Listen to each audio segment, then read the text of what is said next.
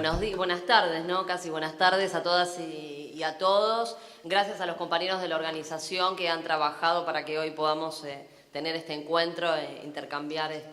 estas ideas sobre las que vamos a estar charlando. Yo en primer lugar me parece que corresponde, y no puedo dejar de hacerlo, celebrar precisamente este encuentro y celebrar este panel particularmente, ¿no? Porque me parece que el hecho de que estemos debatiendo y pensando en cómo reconstruimos nuestra soberanía económica y política, porque no pueden escindirse la una de la otra, creo que es indudablemente un hecho celebrable en sí mismo. Pensar en la soberanía económica implica desde el vamos que estamos reconociendo que tenemos, la voluntad de reconstruir una política propia y la voluntad de volver a ser los artífices de nuestro propio destino. También es ineludible hoy, cuando pensamos en la soberanía económica, reconocer que si hasta el 2015, cuando pensábamos en estos temas, pensábamos en cómo superar los desafíos para seguir ganando en materia de soberanía económica y fortaleciendo este valor tan trascendente para modelar en definitiva las vidas de todas y de todos, porque la economía termina necesariamente atravesando el devenir cotidiano de cómo nos va a todas y a todos. Hoy, inexorablemente, implica reconocer también, y lamentablemente, los profundos retrocesos que hemos sufrido en estos últimos casi 3 años de restauración neoliberal en la Argentina. Digo neoliberal aprovechando que estamos en un ámbito académico, porque a veces nos dicen que cuando utilizamos estas categorías por ahí, no necesariamente para todo el mundo dicen algo, pero me parece que tenemos que darle un nombre a este proyecto político que hoy ha vuelto a instalarse en la Argentina a partir de fines del 2015, porque si no caemos en el riesgo de pensar que las dificultades y todo lo terrible que hoy estamos atravesando en nuestro país tiene que ver con un determinado gobierno o unas determinadas personalidades. Y yo creo que esto es algo en lo que necesariamente tenemos que hacer un poco de hincapié y dejar muy en claro que el problema es el proyecto político que encarna Mauricio Macri, que si no fuera Macri, fuera Vidal o fuera cualquier otro o cualquier otra que llevase adelante ayer, hoy o mañana un programa político y económico como este que está llevando este gobierno que hoy encabeza Mauricio Macri, los resultados serían igualmente tristes y desastrosos para todas y todos nosotros. Y esto creo que es algo que tenemos que tenerlo muy pero muy claro, absolutamente claro, todas y todos los argentinos, porque es este cambio de régimen el que vamos a tener que garantizar el año que viene. Un cambio profundo en el modelo político, en el proyecto político y económico en nuestra nación, si es que queremos retomar justamente el sendero de nuestra soberanía económica y política. Yo creo que hoy pensar la soberanía económica implica poner sobre la mesa la vocación de construir una sociedad justa e igualitaria como uno de los ejes fundamentales, y también la vocación de construir una nación económica y socialmente desarrollada. Y estas dos cosas van de la mano, porque si le ponemos su dimensión económica al pensar en una sociedad más justa y más igualitaria, estamos pensando por lo menos y en principio en una distribución igualitaria, justa del ingreso, un concepto de igualdad distributiva, todo lo contrario a lo que hemos vivido en estos años. Después me voy a explayar un poquitito sobre las 2 o 3 cuestiones centrales que tienen que ver con los precios, los salarios, e incluiría como un capítulo particular la cuestión de las tarifas por lo significativo que esto ha sido en la cuestión distributiva en la Argentina. Y digo que la cuestión de la igualdad y la justicia, la igualdad distributiva y el desarrollo económico y social están de la mano porque, en definitiva, una justa distribución del ingreso es determinante del crecimiento económico y ambos se retroalimentan entendiendo al crecimiento económico como condición no suficiente pero sí necesaria del desarrollo económico y social de la nación. Decía de la cuestión de los precios, los salarios y las tarifas porque nos ayuda a entender un poco cuáles han sido los nodos de la política económica de estos últimos años que tanto perjuicio nos han generado y que vamos a tener que revertir cuando el neoliberalismo deje el gobierno de nuestro país. Porque uno de los ejes tiene que ver con la desregulación y el corrimiento del Estado. Y fíjense que también va apareciendo cómo se van engranando los distintos ejes también temáticos de este panel, ¿no? La soberanía económica, la intervención del Estado y el rol de la planificación, que obviamente está absolutamente atado a la cuestión del desarrollo económico de nuestro país. Entonces, la desregulación y el corrimiento del Estado que ha sido determinante para que pueda llevarse adelante una política de precios, bueno, que nos condujo a la situación que ustedes no necesitan que yo les venga a contar, porque la vemos todos los días cuando vamos a comprar lo que se nos ocurra, ¿no? Una Argentina donde técnicamente podríamos hoy hablar de hiperinflación, no la hiperinflación desbocada que conocimos en algunos momentos de nuestra historia, pero sí técnicamente una situación hiperinflacionaria, de una inflación muy elevada, que además el mundo entero está observando como un fenómeno preocupante del desenvolvimiento de nuestra economía. Y eso que es doblemente grave justamente por la cuestión de los salarios, que es otro de los precios importantes de la economía. Los salarios que han sido,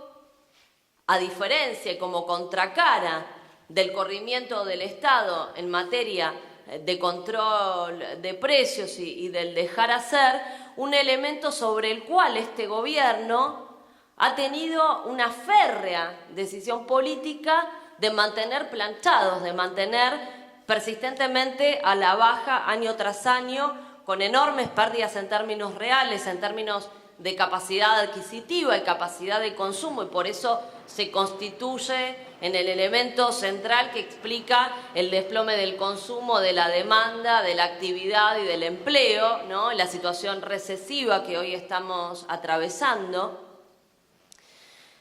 Y la cuestión de las tarifas, que han sido un elemento importantísimo en este esquema redistributivo a la inversa, en sentido regresivo, en este esquema distributivo que ha significado una enormísima transferencia de ingresos desde las grandes mayorías nacionales, desde los trabajadores, desde los jubilados, pero también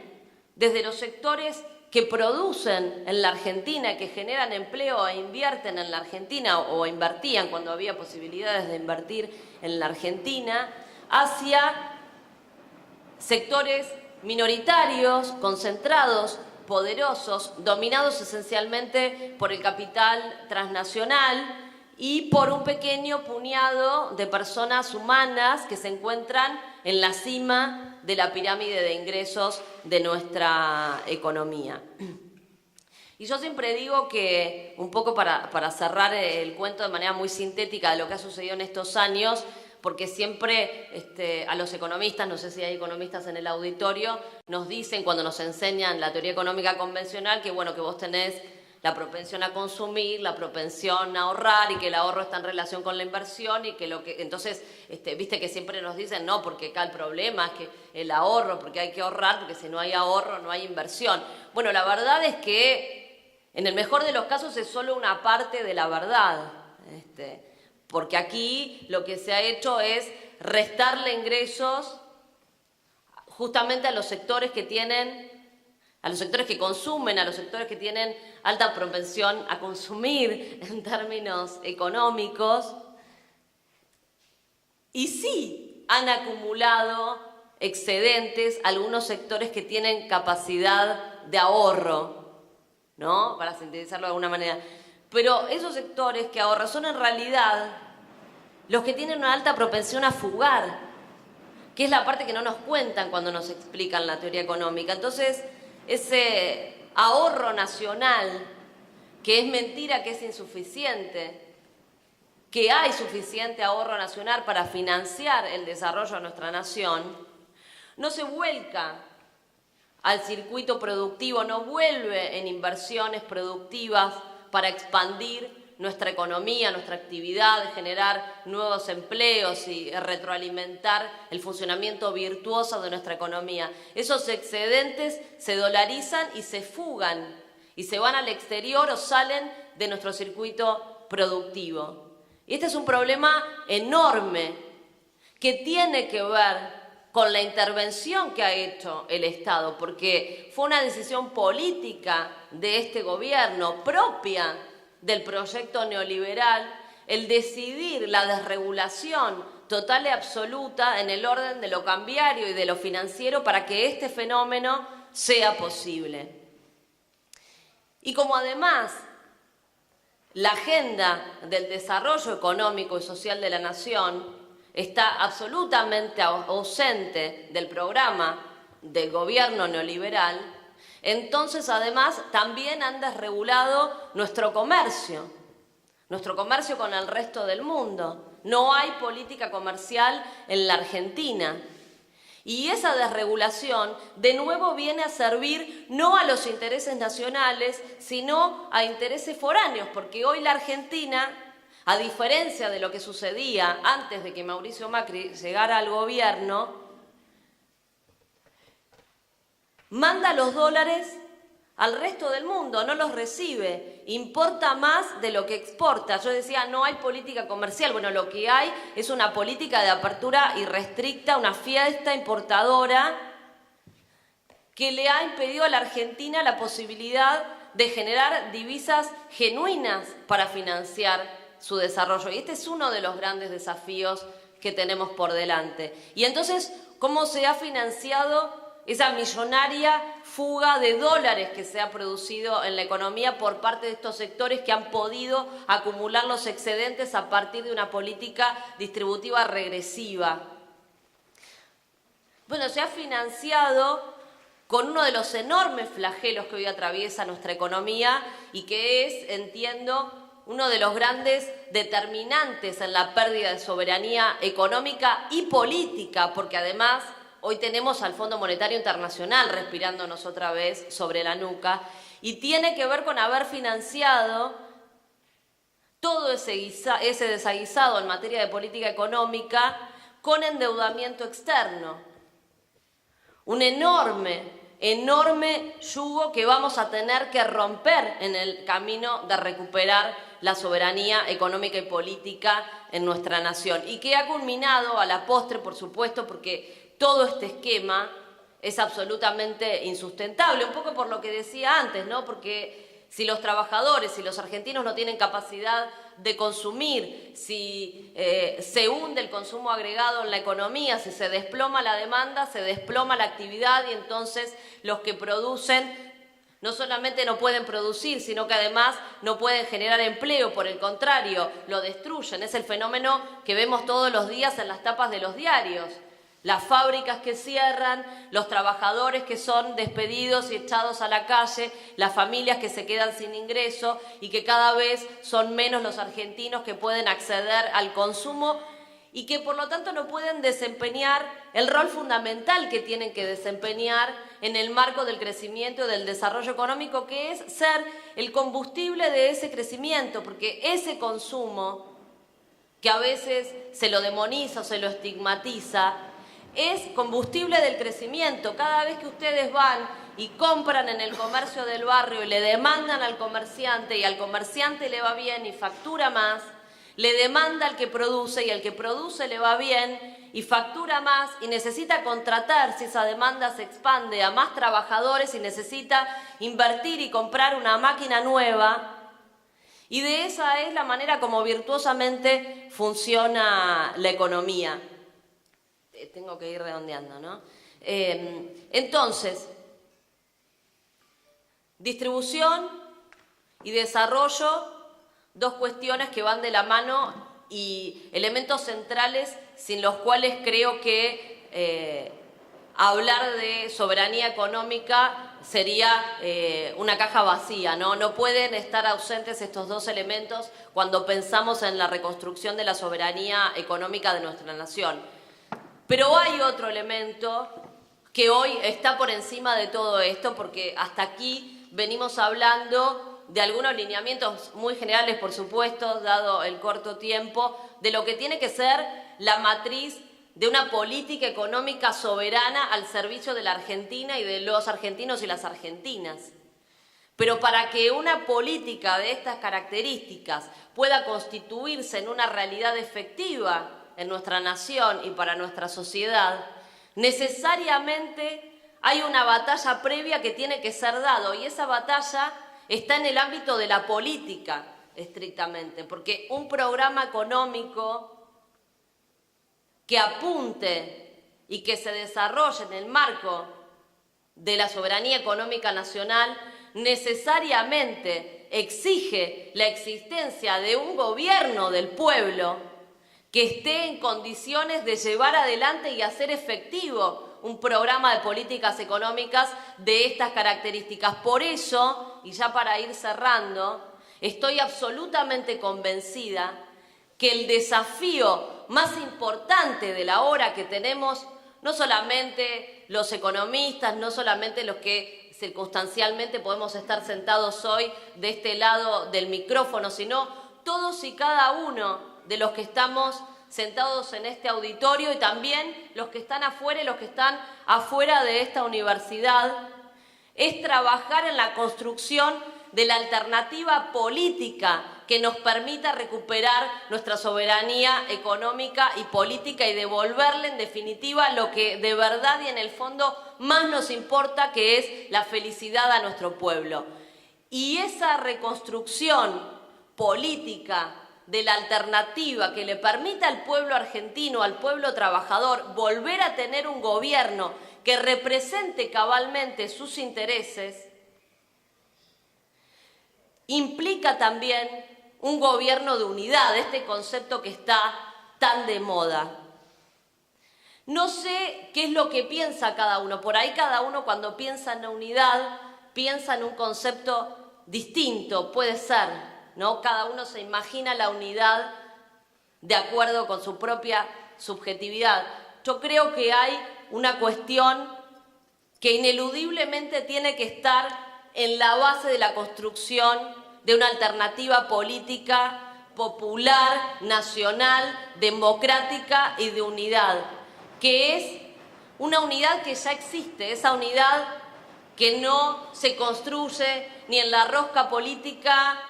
ni en acuerdos superestructurales, es la unidad de la comunidad de intereses de la ciudadanía argentina, de los trabajadores, de los jubilados, pero también de nuestras pequeñas y medianas empresas, y no solamente ellas, porque ellas tal vez han comprendido más cabalmente cuál es la lógica subyacente de una economía que funcione de manera sana. También de nuestros empresarios medianos grandes y más grandes, a cuyos intereses a la larga tampoco termina sirviendo este modelo económico, y hoy estamos viendo cómo su capital, el valor de sus activos, se desploma al compás de esta desastrosa política económica que no está pensada en absoluto para la defensa de un proyecto nacional, ni de los trabajadores, ni del capital nacional, ni en nuestro país, ni en ninguno de los países de nuestra región o del sur del mundo hoy por hoy. Entonces, es la unidad de los trabajadores, la unidad de los jubilados, la unidad de nuestros empresarios nacionales, la unidad de nuestros productores nacionales, la unidad de la economía popular, la unidad de nuestras economías regionales, la unidad de todos esos intereses que están unidos naturalmente porque han sido, son y serán agredidos por este proyecto político y por este programa económico, porque están naturalmente unidos también en un destino común, en el marco de un proyecto nacional y popular, incluso aquellos que no todo el tiempo se dan cuenta de que esto es así. Por eso, amigos, amigas, compañeros y compañeras, y cierro con esto, retomando lo que decía antes, el desafío de la hora es la construcción política de la alternativa que nos permita recuperar el gobierno para volver a poner el Estado y la economía al servicio de todos y cada uno de los argentinos y de las argentinas. Y por suerte, y esta es una enorme ventaja y no podemos dejar tampoco de señalarla, respecto de otros momentos históricos donde ya también había gobernado el neoliberalismo en la Argentina, hoy tenemos el liderazgo necesario que nuestro país requiere para llevar adelante con coraje y convicción estas políticas que estamos necesitando y sin lugar a dudas se llama Cristina Fernández de Kirchner.